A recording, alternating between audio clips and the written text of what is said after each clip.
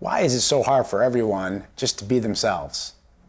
It truly is one of the hardest things in the world to do, is to be yourself. Because we're trying so hard to be someone that we're not. Because we feel like we have to imitate and fit in with the trends that everyone else is doing. And I don't know about you, but I don't want to live that way. Have fun.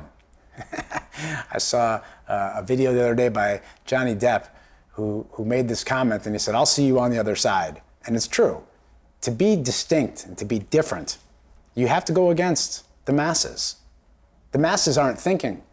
The masses are doing what everyone else is doing because everyone else is doing it.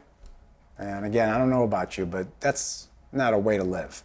And it takes a really strong individual to go against the crowd, to be able to stand strong and be ridiculed, have people talk about you. And you have to be really comfortable, and you have to know who you are. One of the things I've done my entire career that's really helped me is to be transparent, to let people know how I feel. Sometimes it's been a situation where that's hurt me because I shared too much. And so one of the disciplines that I've had to learn is how to keep the right secrets. And keeping the right secrets just means you don't have to share everything.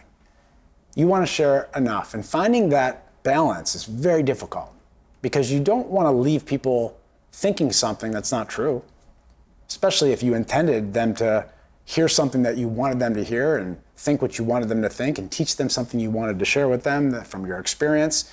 And if they're thinking the opposite, if they didn't catch what you wanted them to hear, that sucks. Keeping the right secrets, and what that means to me is that you share enough so that people know what you think. They know where you stand. But you don't have to give every example. You don't have to overdo it and repeat yourself.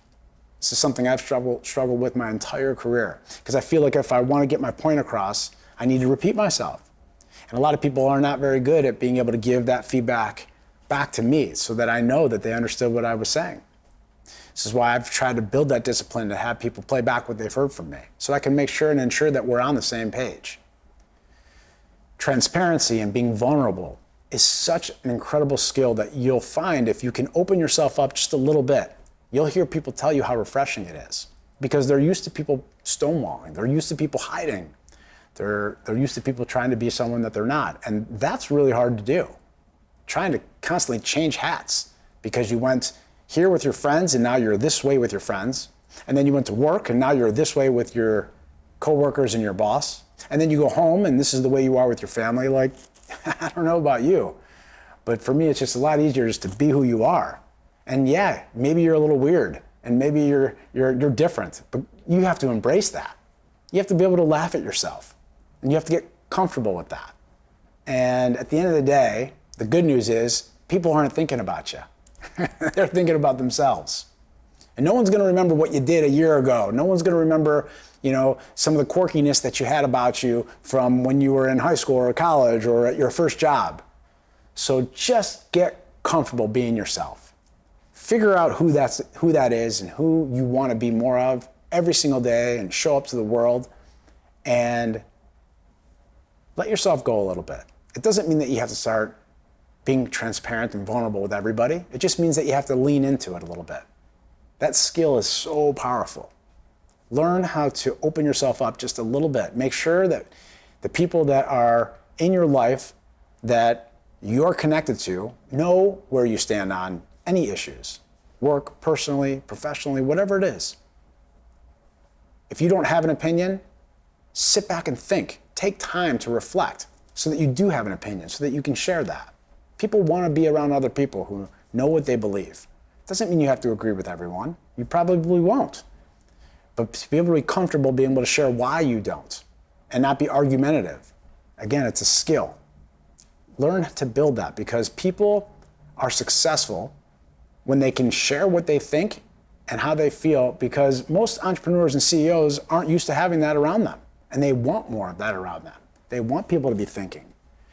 They want people to disagree, humbly, respectfully. And so learn how to open yourself up, share a little bit, know when to keep the right secrets, and know when to use that transparency and vulnerability to your advantage. It's refreshing. People will appreciate it. They'll want more of you, and it'll give you an opportunity to show up more in the world and do your thing.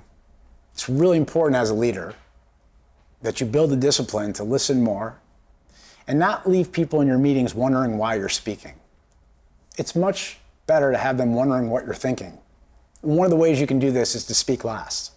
Just let everyone else speak first before you chime in.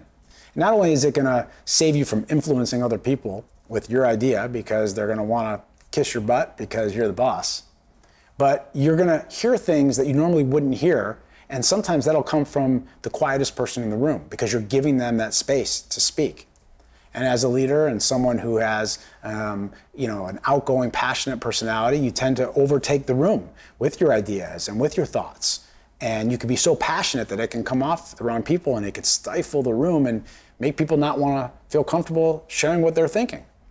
And so again, you want to leave people wondering what you're thinking more than wondering why you're speaking. And that's easy to accomplish if you just let everyone speak before you share your opinion.